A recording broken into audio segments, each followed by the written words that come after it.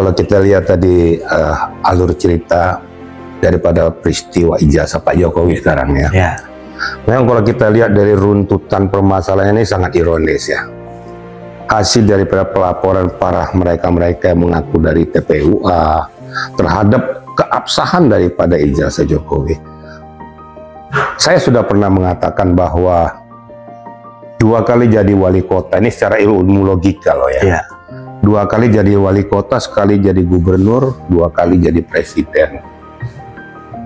Coba dibayangkan secara ilmu logika, kalau seandainya dia cacat hukum, bisakah dia masuk ke arena itu? Karena lawan-lawannya ini kan kandidatnya bukan orang main-main juga.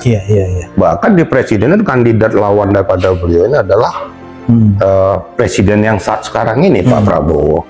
Nggak mungkin dari pihak tim sukses Pak Prabowo itu tidak meneliti, menelaah. Ternyata dia lolos butuh, kan gitu. Kemudian masuk dalam kontestan dan jadi presiden sampai 2 kali. Memang sangat ironis sekali ya. Pada saat beliau sudah turun dari posisi sebagai presiden, muncullah polemik-polemik ini. Yang sangat saya sayangkan, selalu mempublikasikan hal-hal yang bukan membuat pembangunan daripada pola pikir ataupun intelektualitas daripada seorang ilmuwan. Nah, seharusnya mereka berpikir.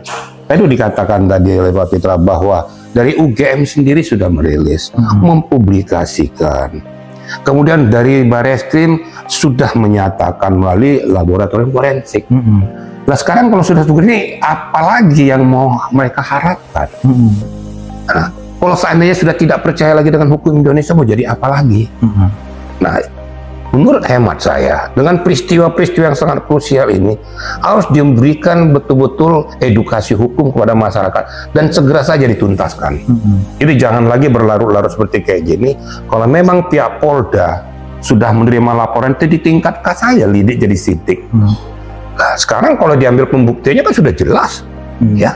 Dari segala permasalahan sudah dipegang bukti-bukti dari Bareskrim, bukti-bukti dari UGM. Ya sudah tindak lanjuti aja, lakukan aja. Mereka sudah melakukan pencemaran nama baik dan juga mengena kepada Undang-Undang ITE. Oke, Pak Riki, saya ingin bertanya. Jadi di beberapa kesempatan yang saya lihat dari media sosial, ini kan terlapornya itu ada kurang lebih 4 orang. Nah, 4 orang ini setelah dilaporin, mereka katanya merasa dikriminalisasi gitu loh, dan mereka merasa dijolimi. Nah, apakah memang pengertian kriminalisasi itu ketika hak hukum orang yang terlapor menjadi terlapor statusnya kan gitu.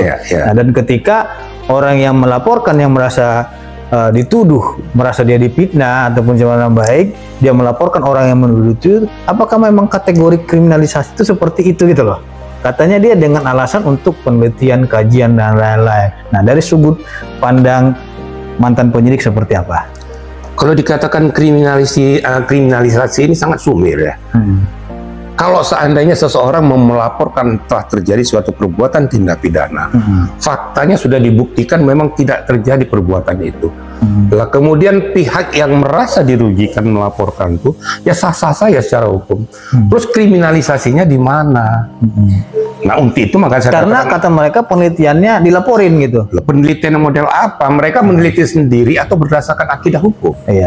Kita kan berbicara tentang hukum, sudah dibuktikan. Lah sekarang UGM yang punya universitas saja sudah menyatakan, terus kapasitas mereka sebagai apa? Kok mereka bisa memastikan itu? Sedangkan dari pihak penegak hukum sudah menyatakan, UGM menyatakan. Lah sekarang mau diapakan lagi? Mau ilmiah model apa lagi yang mereka miliki? Kalau menurut hemat saya sudah ada indikasi tertentu untuk menjatuhkan daripada wibawa daripada Pak Jokowi, martabatnya. Ingat loh, Pak Jokowi itu mantan presiden loh. Terlepas apapun dia sudah memberikan yang terbaik untuk Indonesia. Di luar mungkin ada kekurangannya, itu kan manusiawi ya. Lah mereka yang melaporkannya, apa sih kapasitasnya? Saya selalu mengatakan, terus saya sangat menyesali perbuatan mereka ini. Lah menorehkan apapun di Indonesia ini belum pernah. Tapi ngomong aja, itu terus. Dan hal-hal yang istilahnya tidak kena pada substansi permasalahan. Nah, yang dikatakan Pak Pitra tadi kriminalisasi, lucu kedengerannya gitu loh. Kriminalisasi model apa?